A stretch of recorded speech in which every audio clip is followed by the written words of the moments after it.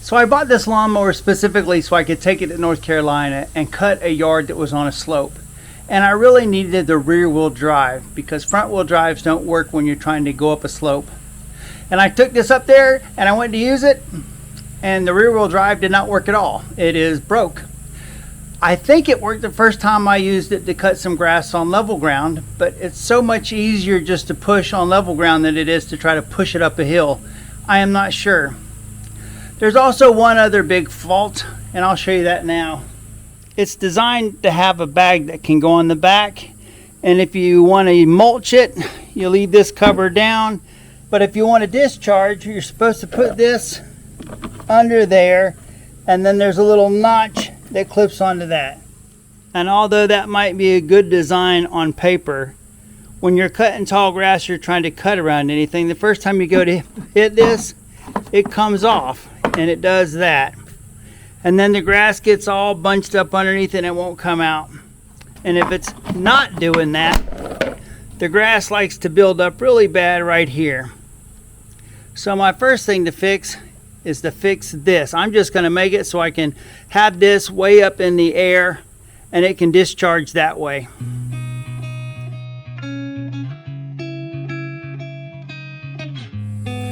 And I'm going to do that by drilling a hole and attaching this bungee and have the bungee hold it up. I don't recommend you do everything I do. I'm doing this to solve one of my problems, but I'm probably creating a safety problem because it's designed to keep things from flying out of there and hitting you. And with this completely opened up in the air, anything that you hit with that lawnmower blade, like a rock or something, isn't going to end up going out towards the ground. It's going to go out straight to the side. So if you had small kids or something like that around you, you would definitely want to be careful. Or if you were mowing next to your house and you had a glass window, you'd hate to hit that with the rock and have a rock fly up and break a window.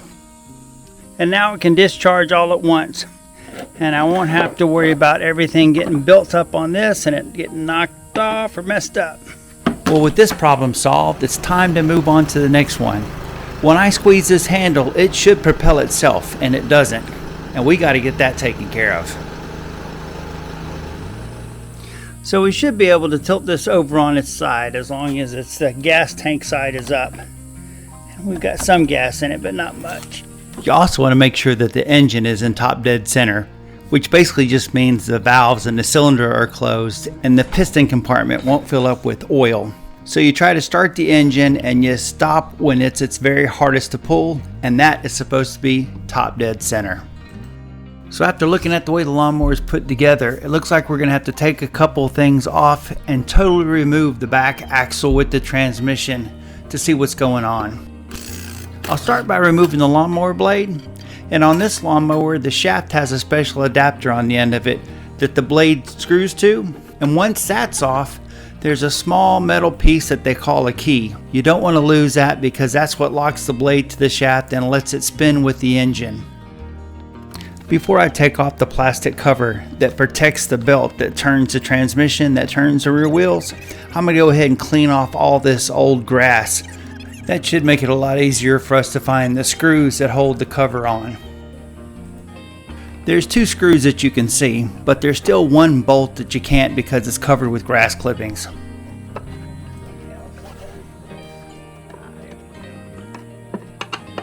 Well, once this cover is removed, it's easy to see the belt that goes to the transmission for the mower. Well, to take off the rear axle, I need to remove 2 Allen bolts, but to reach them, I'll have to take off the rear wheels. And to start that, I'll end up removing the lock nut that holds the rear wheel on. Once the wheel's off, there's a large dust cover and a small gear that turns the rear wheel, and both of those will need to be removed. Well, the gear is held in place with the E-clip, and they can be awful difficult to get out, even if you have the right kind of tools. This is a special kind of pliers that has 2 little tips that come out and will fan the E-clip out so that I can get it off the hub. The set came with a bunch of these pair of pliers. Some of them push the E-clips apart and some of them pull them together. Well, with the dust cover out of the way, now I have access to those 2 Allen bolts that hold the axle on this side, and I can get to those through these 2 holes that are drilled in this piece of metal.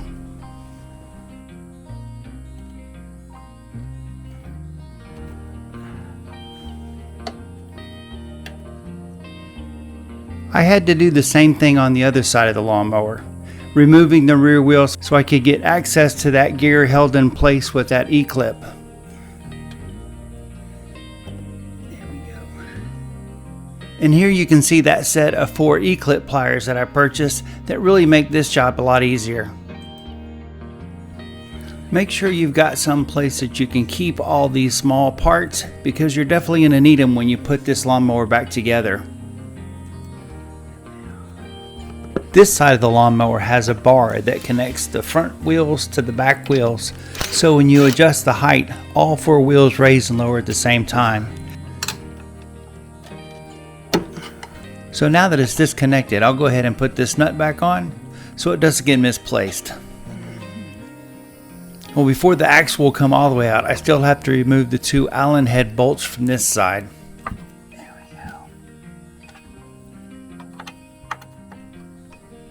And here's the first one, and here's the second one. And these 2 Allen head bolts don't actually screw into the frame of the lawnmower. They screw into this metal plate. And to keep them from getting misplaced, I'll go ahead and screw the 2 bolts into it, and we'll put them with all the other parts we've removed from the mower. So I've never owned a self-propelled mower, so this is the first time I've attempted to fix one. And it looks like it's going to be a little bit more difficult to get this belt off than I had thought. It looks like there's a large spring that pulls on the transmission that keeps tension on that belt. And there's also some cables that seem to run to it that engage the transmission that I think I might have to disconnect before I can get anything else out. Well, the end of the cable has a piece of metal that's molded to fit onto the handle that you squeeze to engage the transmission. There we go. Well, hopefully this will relieve some of that tension from the spring so I can get that whole axle and transmission and housing out. I'm not sure how long I tried to wiggle that axle and transmission out, but that spring is not giving up. So the second attempt is, it looks like I can take this pulley off of the crankshaft for the mower. And if I can do that, that'll end up getting this belt off of it, and maybe it'll relieve enough tension from the transmission that I can get the whole assembly out. So this pulley has a key too, and that keeps it spinning the same speed as the engine. The only thing that really holds the pulley on is just this small Allen screw on one side. And even without that Allen screw, there's no way this pulley could come off, because it's right above the lawnmower blades, and that's attached with a bolt. This pulley had a key, but it was pretty much fused to that crankshaft, so I just left it in place.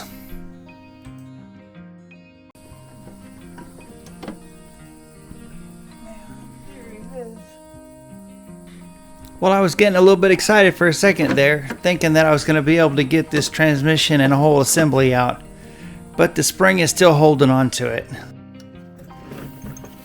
Well, it's the next day and I'm back to work on the mower, but I decided to set it up on top of a table just to make it easier to work on and maybe film. And I'm still tinkering and pulling and tugging, and then wow, finally that spring comes loose. Now I just need to figure out how that cable works that's supposed to engage and disengage the transmission. Well, one end of the cable that controls the transmission is inside of this spring that I'm trying to get off, and the other end up goes into the handle where you squeeze it to control it.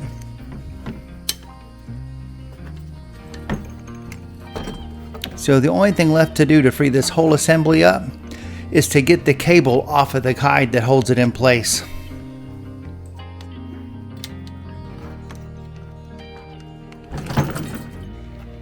Alright, I am so glad that's done.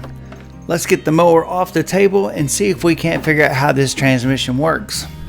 So we want to see this shaft turn. Right now it is free spinning.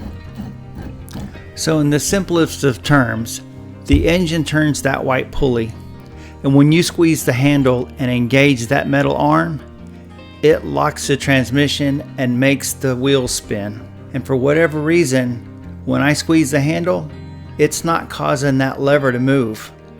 So I loosened the nut that holds that control arm in place, but it's keyed to a certain position, so you can't adjust it forwards or backwards. which means all the adjustment's going to have to come from that cable or that spring. So I'll get this bolt tightened up in this control arm back in place, and then we'll have to put this back on the mower and see what we can do as far as adjusting that cable. Now I just want to state the obvious. I used this mower in North Carolina and it didn't work, and I spent some time trying to fix it while I was in North Carolina, and I used the built-in cabling adjusting feature on this mower, and this is what it looks like. So you loosen this nut, you make an adjustment to this one, and that increases the distance between the two, and that makes the cable shorter. But it didn't fix the problem, so I put it back to its unadjusted position. So the end of this cable has a small piece of metal that ends up inside of that spring. What I'm going to do is take a pair of vice grips and crimp on a small piece of metal that would normally go on a fence, and that will essentially make the cable shorter. And it'll still function the same way. It'll still slip inside of the spring, so that way it'll be out of the way when we try to hook it up to the transmission control arm. Well, this should be the easy part. We'll take that spring and connect it to the transmission control arm, and then I'll take the black cable housing and clip it onto the metal support bracket. Well, I had to take my hand and reach around to the other side of the mower to grab the black cable so I could pull that as I fed the transmission assembly back into the lawnmower. This small black belt tensioning spring really does have quite a bit of resistance that it applies. It's going to be very difficult to try to get it clipped into place and onto the transmission. So one end of the spring clips onto the transmission, and the other end of the spring has to clip around that little metal tab in the frame. I tried multiple screwdrivers and a couple of pliers trying to get that spring on.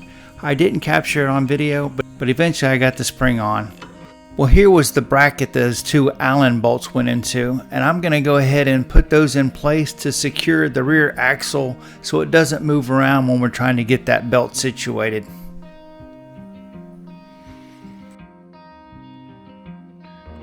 Well, the first Allen bolt is in, but I won't tighten it up until I have the other one started. I'm not going to worry about putting the other axle bracket on because most of the stress is caused by that belt tensioning spring is only on this side of the lawnmower. Alright, those Allen bolts are nice and tight. Let's move on to that belt. I'm going to coat everything down with a little bit of white lithium grease, so that way if I need to pull the pulley off in the future, I won't have to worry about it being rusted in place. So I'm being a little bit careful because the key for that lower pulley is still on the shaft and I don't want to knock it off. Well, I have a long screwdriver that I will use to pry on the transmission to see if I can't take some tension off of the spring to install the belt. Well, I tried and tried with that screwdriver and I couldn't get it to work. The only thing that did work was just pretty much brute strength, grabbing the belt and pulling it towards the front of the lawnmower. Well, that white lithium grease really seemed to work to my advantage. There's still the key that's left on the shaft, and all I had to do was twist the pulley until I had it lined up with that key, and then I could slide it into its final position. Before I tightened down the Allen set screw for that pulley, I went ahead and put the piece on that holds the lawnmower blade to make sure that the drive pulley didn't interfere with the piece that held the lawnmower blade on. A couple more turns with this Allen wrench and this pulley will be attached, and then we can move on to the next thing to getting this lawnmower back together. There's a bracket that needs to go on to hold the axle in place on the other side of the lawnmower, and I'll get those Allen bolts put in that. Well, after I got both of the Allen bolts in, I went ahead and attached that rod that connected the front wheels to the back wheels so that the height of the lawnmower could be adjusted. This is one of those nylon lock nuts, so you tighten it up enough so that there's a little bit of play left in this arm. Next, the dust cover goes on, and then there's a little spacer the ball bearings for the rear wheel, and then we can move on to the gear that's attached to the transmission. There's a small metal pin that goes in the shaft, and then the gear rides on top of that, and then we need to put that E-clip back in place. And I added a little extra white lithium grease just to make everything run smooth. E-clip goes on. Once I get this side complete, I'll follow all these same steps to get the other wheel on the back axle.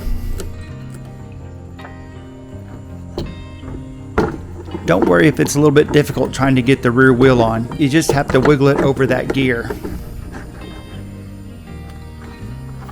And finally, it's held in place with another nylon lock nut.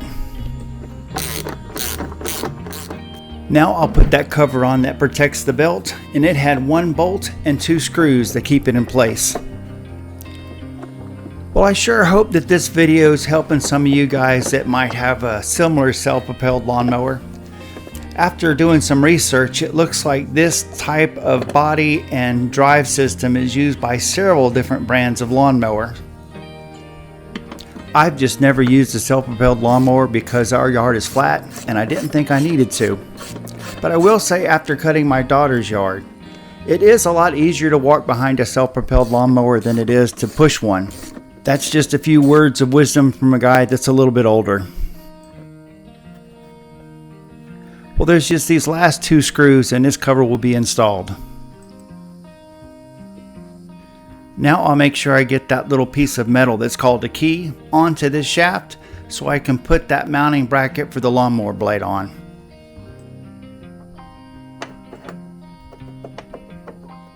Finally, I'm getting the lawnmower blade put back on. I don't know about you, this video is probably about 20 minutes long, but I probably got about 3.5 hours invested in repairing this lawnmower. And I'm ready to be done so I can use it instead of repairing it. After that, I installed that other wheel. Well, the mower had been on its side for quite a while, so after I got it upright, I let it sit for about an hour. Then I pulled the starter rope 4 or 5 times before I actually engaged the engine to make sure that I didn't damage anything. And that transmission's definitely working now. When you pull that handle, it really propels the mower. Well, it looks like I got this problem figured. I'm glad it works now. I didn't think it cut bad. It just really needs to be self-propelled if you're going to try to do any kind of cutting on a hill. Well, thanks for watching. Like, subscribe, check out my other playlist because I've got a bunch, and I'll see you in the next video.